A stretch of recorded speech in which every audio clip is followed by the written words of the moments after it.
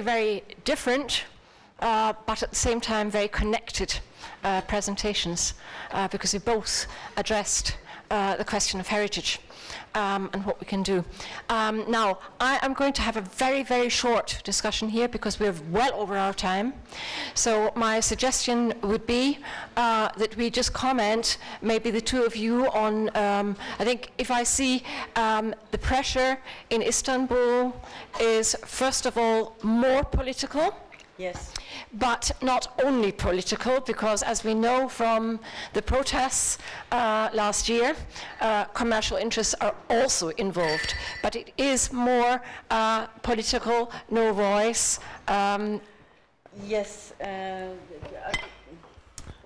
I call it, of course, especially after last year's protests, it has become more and more restraining city as far as the human rights is concerned. And unfortunately, yes, the city has lost its voice for various reasons, as I've mentioned, because of lack of art spaces, cultural spaces, and also the lack of will for arts to flourish in the city. What about the question of diversity?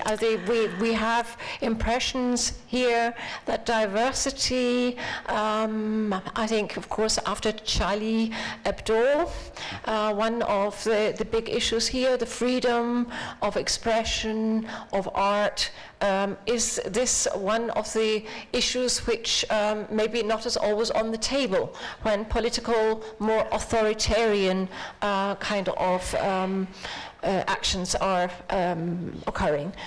Yes, it is true that if you are trying to implement some politically correct projects that would please, then your accession to the funds are easier, and you can find a space without paying any rent. And as an artist, you can receive some facilitating conditions. But if you're not, then the situation is immediately reversed, because artists can be very disturbing.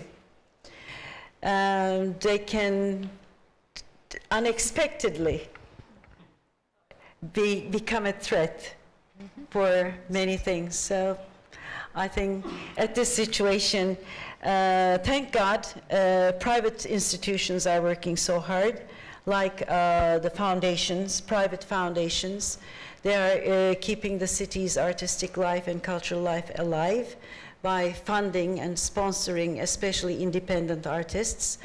But is it enough? No, because Istanbul has a great potential, and unfortunately, there is no way that this potential could find expression in the present situation.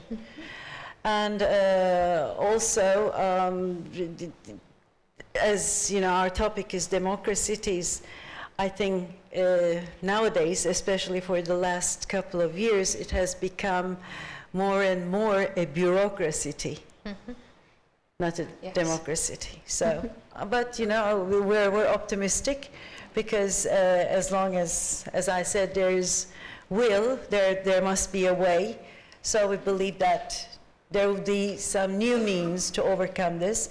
And also, we would really like to invite you all to Istanbul, and so that we can share from the experiences and learn from the experiences of each other.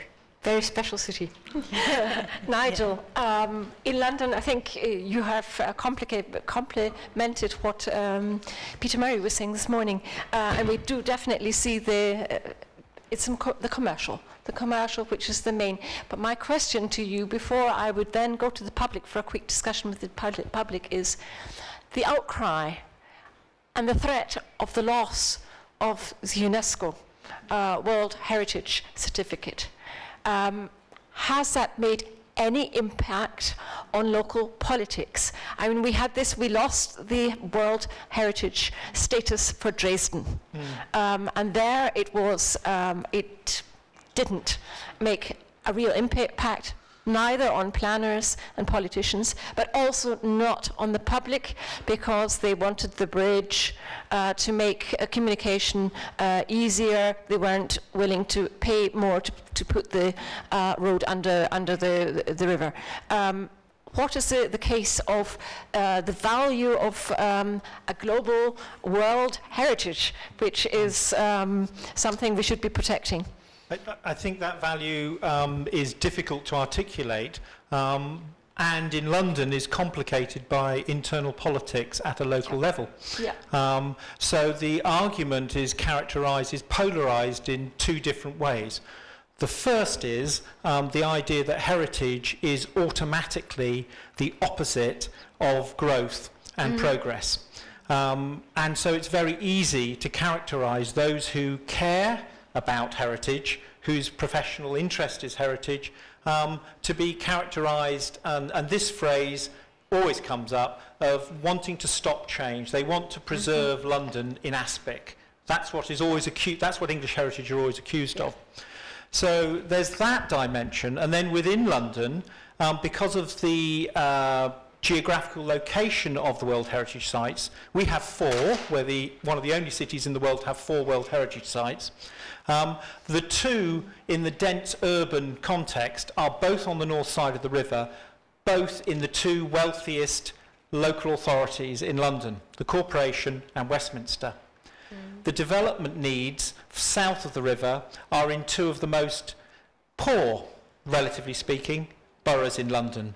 And so you have this dimension where the boroughs to the south say to the boroughs to the north, how dare you tell us what we can do with our land and our residents to protect your heritage.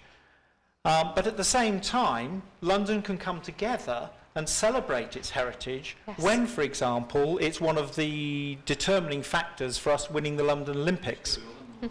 And we deliberately had several of our Olympic events in the World Heritage Site. So you had beach volleyball at Horse Guards, you had the equestrian events in Greenwich World Heritage Site, demonstrating the wealth of London's diversity. It's an interesting argument, and one that I think we are not going to resolve very easily. We would say, and we do say, that we know that over 90% of visitors to London come and make a visit to a historic site. Westminster, it's their second biggest economic driver. And so it's very short-sighted, and this is difficult, it's very short-sighted to undermine the long-term value of that physical environment for short-term, albeit urgent, problems that have to be addressed. Okay, thank you very much.